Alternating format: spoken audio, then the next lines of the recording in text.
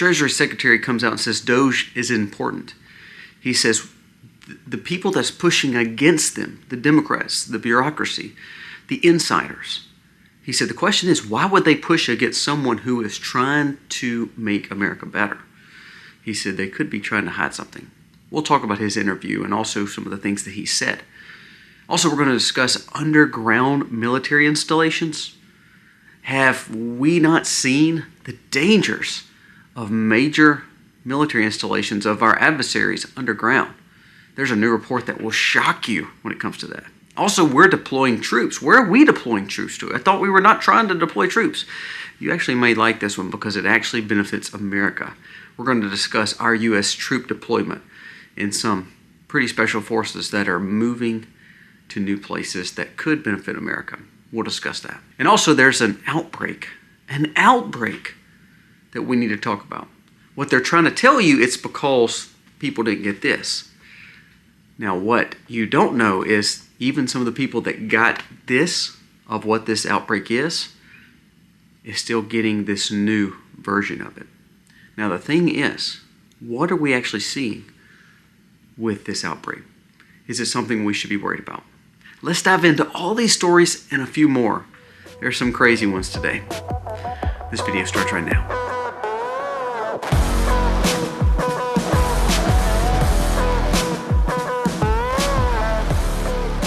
Hey guys, welcome to The Max. Thank you so very much for being here today. If you are new to our channel, please go down here, press subscribe, ring the bell. Give us a thumbs up or a thumbs down, that's okay, but let us know what you think about this video. Now, I get a lot of comments on these eggs. These are water glassed eggs, and they're not canned. They're not sealed cans. These are not sealed cans. If you see that white stuff in the bottom, you're water glassing eggs. And basically what you do is you take old pickle jars or old half-gallon or gallon jars, and you water glass the eggs. Now, if you want to know a little bit more about water glassing, and especially because of the egg shortages and the price of eggs, I will link Misty's video below, my wife's video. She did a great video on explaining eggs and how we water glass and how we put up hundreds of eggs during the spring and summer season. So I'll link that because I have a lot of questions about these eggs below, but that's not what we're talking about today. I just wanted to share that because I get a lot of comments on those eggs, so I wanted to mention it to you. Now let's jump into the video's news of the day. First, let's talk about Treasury Secretary. Treasury Secretary comes out, which is Besant, and again, I told you I don't necessarily like some of his policies, as in his the way he chooses to live his life. I don't believe he's as conservative as I like. However, he was chosen because he's brilliant when it comes to numbers and economy. And he's done this for all his life. This is not like one of those situations where we appoint a bureaucracy to do something that they've never done in the private sector. He's actually been very successful in the private sector. We came out and said, you know, there's been a lot of pushback with Doge in some of these bureaucratic established cabinet positions or into these different areas through Washington. And what he's saying is, even as Treasury Secretary, he's saying, I want Doge to come in and audit. I want Doge to go into these areas and audit and find out where the waste, fraud, and abuse is. He said, the question is, what you should be asking, and he's talking to a news anchor, he said, what you should be asking is, why would they not want to find corruption, fraud, and abuse in their own departments? He said, that's the bigger question, because once we see that who is actually pushing against Doge, he said, what that should tell you is, they know about probably corruption, waste, and fraud, and they probably are part of it, because what's actually happening is they're telling you they want you to stop finding the waste, fraud, and abuse. Remember when I talked about yesterday and the day before about the judges? What you notice is the judges trying to stop Trump's movement. A lot of them are part of getting this nonprofit NGO money, millions upon millions upon millions. So the question then comes down to the senators. How awesome would it be if we could audit the Senate? How awesome would it be if we could audit Congress? All the money that they've received, since they're public employees, why couldn't we audit them? I think it would blow your mind if you saw Ukraine money, Congress money. I believe you'd see a lot of people starting to resign. And that's actually what you're starting to see. Some of these different people in these positions, special counsels, attorney general's offices, the U.S. Postal Service, some of the appointees that Biden and Obama had appointed, they're all starting to, quote-unquote, retire or resign. I wonder why. Is it because they've been part of the waste, fraud, and abuse, and they're scared of being persecuted and prosecuted for it? Something to think about. But what Scott Bessent was saying, he was saying, look, I want Doge to come in. I want Doge to tell us where the waste is. that we should work hand in hand with them and give them that opportunity to find the waste, fraud, and abuse. And when people push against it, they don't just push against it for what? Politics? No, they're pushing against it because they may be part of the waste, fraud, and abuse. That is the question that we should be asking. And that's the thing that we've been talking about for a while. Now, Elon Musk came out and said that we should make sure there should be some kind of tax credit for all the waste that we've done. Now, that sounds like UBI or reparations. I'm not saying that we believe that we should get money back. Here's what I do think, though. I believe that we should be paying income tax.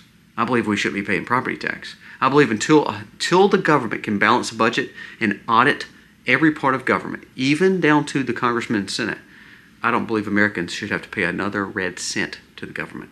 If they can print their money and they can cause inflation and they can see waste, fraud, and abuse, and we see that $4.7 trillion was taken improperly out of the Treasury over the last few years under Janet Yellen's command, what that shows to me is they're not good with my money, so why would I give it to them? It's kind of like this, people always say don't give homeless people, money on the side of the road, give them food, or give them something they need.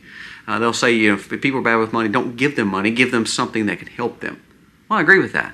So if our government is bad with money, why would we just keep forking our money over, our hard-earned money, for them to waste and really take our money and use it for things that we don't necessarily agree with?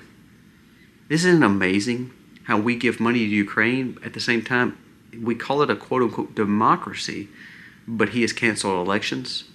Isn't that amazing? You know why Trump was trying to negotiate the end of this war? Did you see how many Senate, Republican and Democrat, went to Ukraine this last week? Why would they be in Ukraine? Why would they be in Ukraine, especially when our president is trying to end a war and do the negotiations, and we have Senate delegation in Ukraine from both sides of the aisle? Makes no sense, does it? So I think that really, instead of getting money back like Elon was saying, or our credit, don't get me wrong, I'll take credits all day, but I would rather not have reparations or UBI or some kind of kickback. I just want you to quit taking my money. So that would give every American a raise. It wouldn't be about tax credits. It would be about the fact, just let me keep my own money until you learn to balance a budget. That would be pretty awesome. We talk about prepping all the time. We talk about raising our own family. We talk about raising food and living sustainable on our homestead and our farm. But what is one thing that we need to make sure that we're taking care of that sometimes we can't grow or we can't provide for ourselves? It's medicine.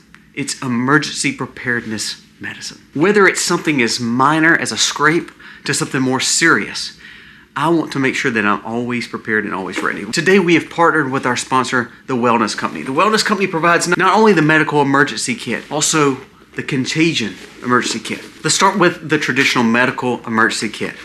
Whether you're doing the smallest things or something major seriously happens to you, this is the kit that most people would love to have. It has the ivermectin, it has the traditional Z-Pack, Zofran, amoxicillin, things that treat bacterial infections. Think of strep throat, UTI, skin infections, even parasitic and fungal infections. You definitely want to have this. We have several of these in our vehicles. We keep some in our vehicles, some in our bug out location, and then of course some in our home. We used this Zofran literally this last week because we got sick and there was nothing we could do but take medicine just to keep food down. So do not miss out on having this medical emergency kit. Now, what about the second kit? Do we actually need the second kit? What about another pandemic? What about another outbreak?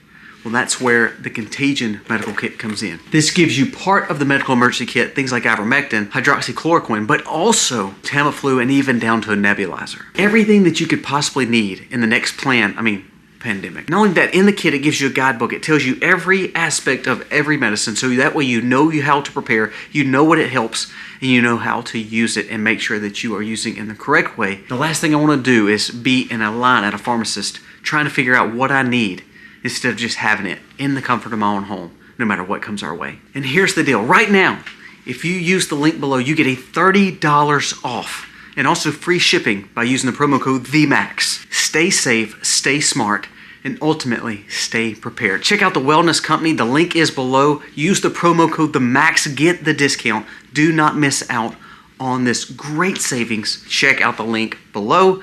Again, promo code THEMAX. Now let's jump into a few more stories. Texas measles outbreak. I want you to listen to this. It says Texas is currently experiencing a significant measles outbreak with cases approaching 60, predominantly among unvaccinated. Now here, listen to this story now.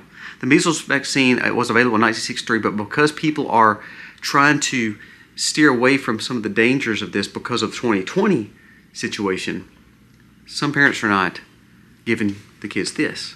Now, what they're not telling you is this. This is a new report from Chief Nerd. I thought this was a very good report because it kind of opened our eyes to something that story didn't touch. And you're like, oh, well, that means, kids should, I guess we should just go and start sticking them because we don't need another outbreak. That's a common, vaccine that we always get, a common shot for the kids. Why are we not getting it? Listen to this. It says, new Texas Health Department data.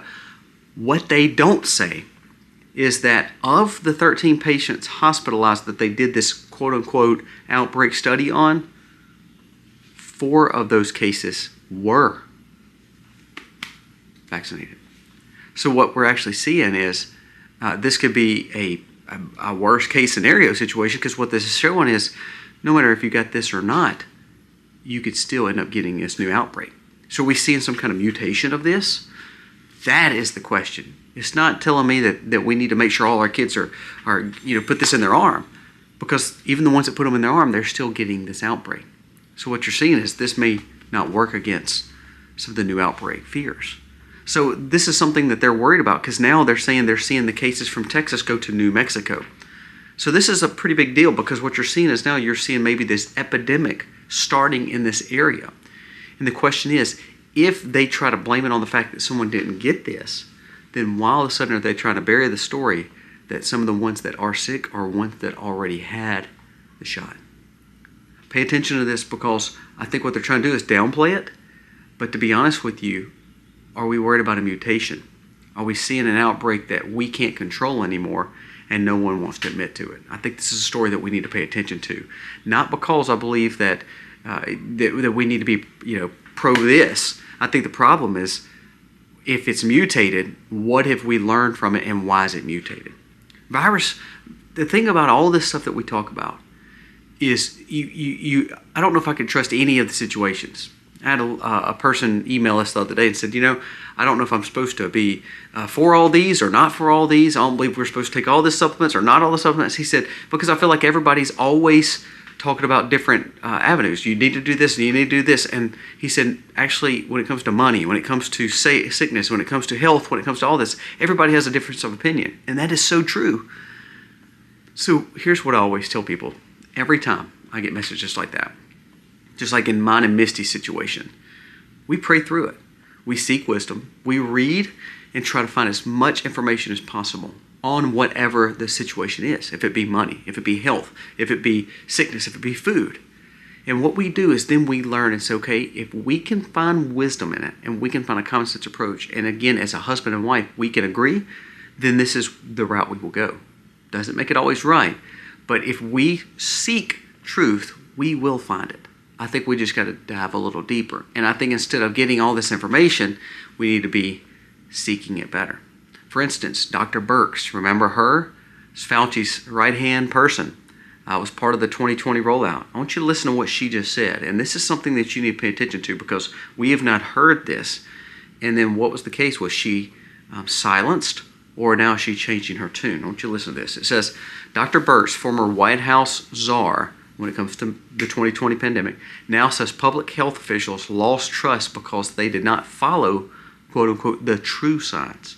It says because if they did, they would realize that the mRNA that they put in everybody, she said, they would not have rolled it out to children and healthy people.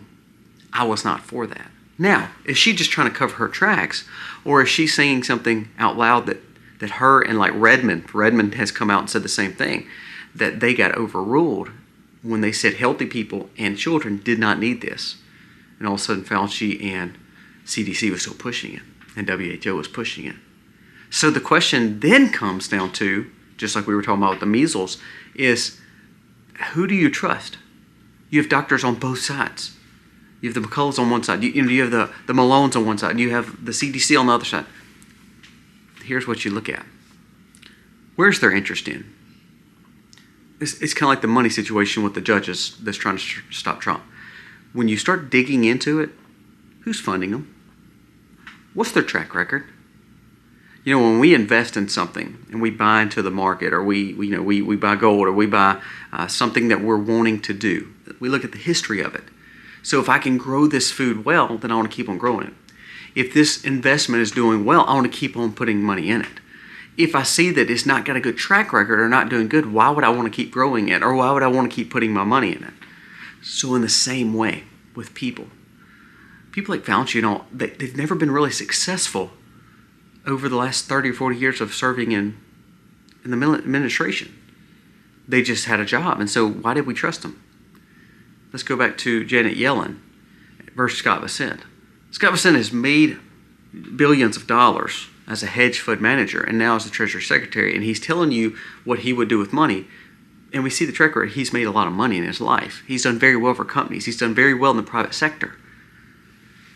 On the other hand, you've had Janet Yellen, who literally never served in private finance, run our government as Treasury Secretary and the Fed, but never once actually had a private sector job in finance. So if she has no good track record, why would we trust her with our money? Well, under her leadership, we went into $14 to $15 trillion more debt. So what you saw was a bad track record. Now let's go back to Birx. Now, her and Redmond are coming out and actually speaking against what CDC and Fauci said. Now, who silenced them? And are they trying to just cover their tracks? Or are they actually calling the red hand to Fauci? I think the scary thing is this. As we talked, we don't know truth sometimes, and it's hard to find. But if we seek it and we try to gain wisdom, we pray through it, we seek news articles, we seek truth, we start seeing the past on some of these situations, I think you'll actually see the best way forward, and then you'll start seeing truth. It's amazing how we trusted Fauci, and we trusted these doctors, and not a one of them actually had a good track record when it come to 30 years in service of the government. Why did we trust Janet Yellen with our economy? She hasn't proven anything. So why did Obama and Biden put her in charge? Is it because what Bessent said, that waste, fraud, and abuse, and they knew they could get their way? Just something to think about. Now, these two stories, the outbreaks and the Treasury Secretary and the Doge, all this ties in. Why? Because what we see is actually merit-based living, and who Trump is appointing is people who actually did jobs and actually are hired to do jobs now that they were good at, even the private sector, versus having government appointees and government people that's worked in government all their life and actually done nothing that's actually had a good track record. So they all have this in common. What happens is government has failed us because of the people that they've put in leadership. So again, we go back to the Doge question. As Doge is trying to fire people, as Doge is trying to save money, why would people be pushing against it? Because they've been part of the system for so long that they don't want to lose their meal tickets. They don't want to lose their gravy trains. And that even goes down to now our health and our finances. What does this show us? Health and finances probably would have run better if we had better leadership. But because we didn't, now we're having bigger and bigger problems. That's why I think it's so important that Trump is president. Not because he's doing everything right, not because he won't make mistakes, but because he's willing to open the door to people who have been successful and starting to close the door to the people who've just been in government for a long time. Again, I think that's a wise thing to look at. Now let's look at two more stories when it comes to military. I want to bring this up. So, Keir Starmer just came out, the leader of the UK, and it's amazing how he's doubling down and becoming more left. He is preparing to send British forces to serve on the ground in Ukraine. Now, he's doing that. Trump has already said that he does not want to fund any more of Ukraine. And he's actually said NATO and America is not the ones that's going to do it. We're going to wash our hands of it. If you want to rebuild Ukraine and you want to keep funding on it, you can. But don't trust the fact of our government, because look at what Lindsey Graham is trying to slide into. And this is a Republican now. Again, I told you, deep state, bureaucrat. He's trying to slide in another $48 billion to Ukraine in this spending bill that they're working on. So are they trying to underhand Trump? Remember what I just tell you. Trump was working on trying to build peace and negotiations with Russia and Saudi Arabia. At the same time, Lindsey Graham and Chris Coons and White House and Republicans and Democrats both have been in Ukraine trying to build up war efforts for more money to Ukraine. So you're at a point where you have a disagreement even in the Republican Party. But here's the difference. Bureaucrats. You have people that's been in Washington for a long time. That's why I believe that you need to audit and Doge need to step into the Senate and Congress and actually see where this money is going. Because I believe if you really saw where this money was going, you'd probably see a lot of people go to jail, including your representatives, including the people that's supposed to be in leadership representing your state. I believe you'd see a lot of kickbacks that probably shouldn't be there. And the ones that's pushing for more money to go to Ukraine, I bet you a lot of money that you'll find a lot of it in their accounts. And I think that's what's so unique. Now, while Trump is not putting troops there, he is deploying troops. And this is a good story, I think, that could benefit us. And I think this is one of the, again, promises made, promises kept that he did.